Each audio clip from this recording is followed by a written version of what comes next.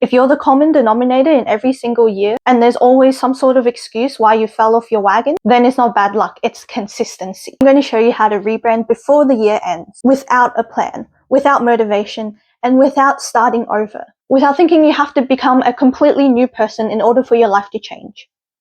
First of all, number one, you're putting that other version of you on a pedestal, and you know what that does? That makes you chase them. That makes you feel like you're inferior to them, and that does not help you become them. So here is your 3-part identity reset that you can execute before January 1st. Or in fact, anytime, anywhere, whenever you're watching this video. I want you to finish this sentence right now.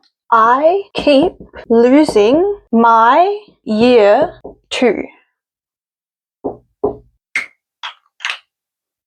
I'll wait. Actually, I'll give you some examples. This could be overthinking, procrastination, people pleasing. My personal favorite, scrolling, or even something like waiting for someone to give you permission for something that only you can give permission to yourself for. Whatever you've just answered to this question, stop calling it a habit. That is the identity that you've been feeding. You know what most people do every year? Most people try to change their routines. Most people set up these ambitious goals like, okay, in my routine, I'm actually going to start working out this year. Or in my routine, I'm actually going to go to bed earlier so I can get my 8 hours of sleep. And then before you know it, you're still the same as the year before. You're still the same person. You're still getting the same results. Why? Because you didn't change. The most important thing to change if you truly want to change yourself are your reactions. Because what happens when you get stressed? What happens when you get down? What does your brain automatically do unconsciously? It's reactions. The ones that are deep down in your neural connections or whatever they call it. Your brain goes back to its reactions. Something triggers you and you're like, oh yeah, I can just skip my workout today. That's fine. That's today's excuse. And that's your reaction. This reinforces your identity. I'm someone who lets the excuses come to me and distract me from my goal that I set at the start of the year. And then when that identity is reinforced, you start getting the same year again. And this keeps happening over and over again.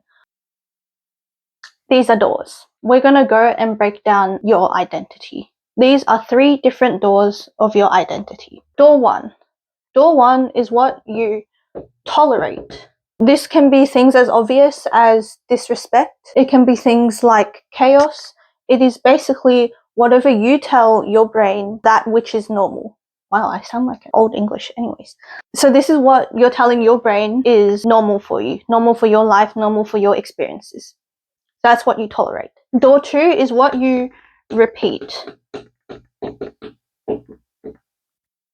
Your habits are only partially the problem.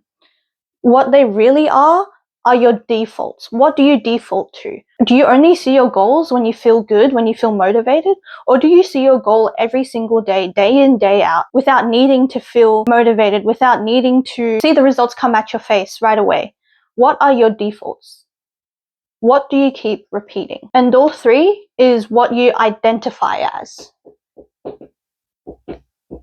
Your words are very powerful. Words are extremely powerful. Whatever you tell yourself, whatever you believe yourself to be, is basically a self-fulfilling prophecy. This isn't even woo. This is science. This is neuroplasticity. This is your RAS, reticular activating system. Whatever you tell yourself is what your brain will search for and what your brain will fulfill. Because your brain is a problem solver. So if you say things like, I'm shy, I'm unlucky, bad things happen to me all the time, then guess what's going to happen? That was a rhetorical question. Whatever you say and believe about yourself is extremely powerful and will dictate your life and your year, obviously. I'm in Australia. It's getting hot now. Here is your rebrand protocol. Step 1. Identify which identity you want to let go of this year. I'll say that like 5 times really fast. That's really hard to say. Name your expired identity. How you do that is with your answer from the start. I am no longer available for the version of me that fill in the blanks. I'm no longer available for the version of me that sleeps in.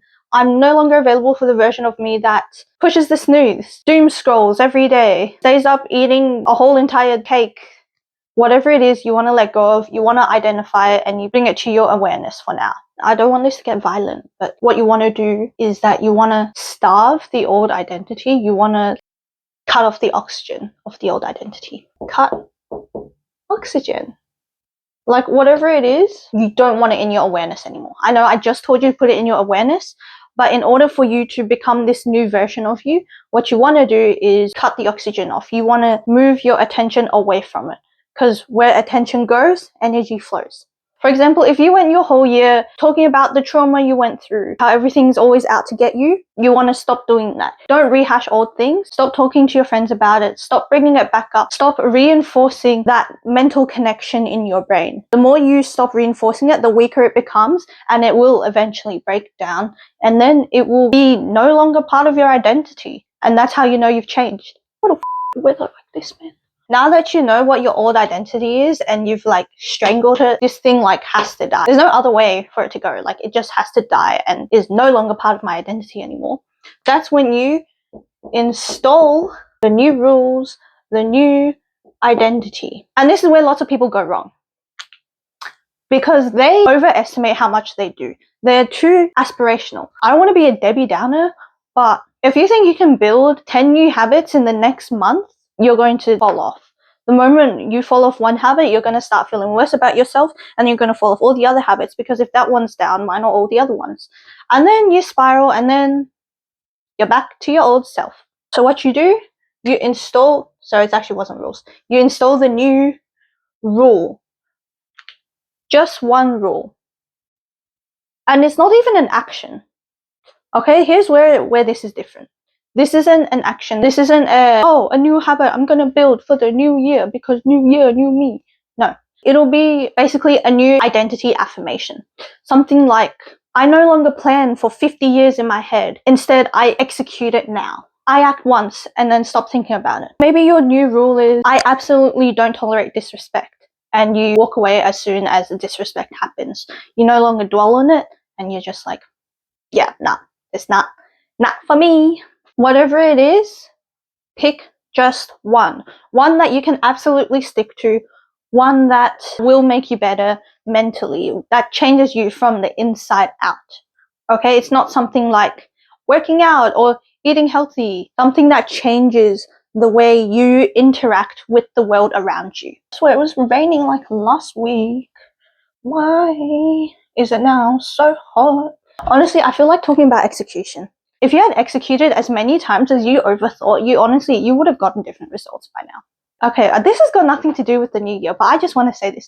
In order to be successful, you have to put in the work and keep putting in the work even though you don't see results, because one day you will see the results. If they told you it will take you 100 times to fail, how fast would you fail? And you've got to be kidding yourself if you think you're gonna like hit the goal, if you're gonna struck gold the first time. If everything's riding on that one time you put in all your effort in and that doesn't work, then what? Then you're just gonna be disappointed in yourself and you're gonna be like, oh no, this isn't for me. But really, if you had just tried a couple more times, probably would have done it by now. Learn to love failing, honestly.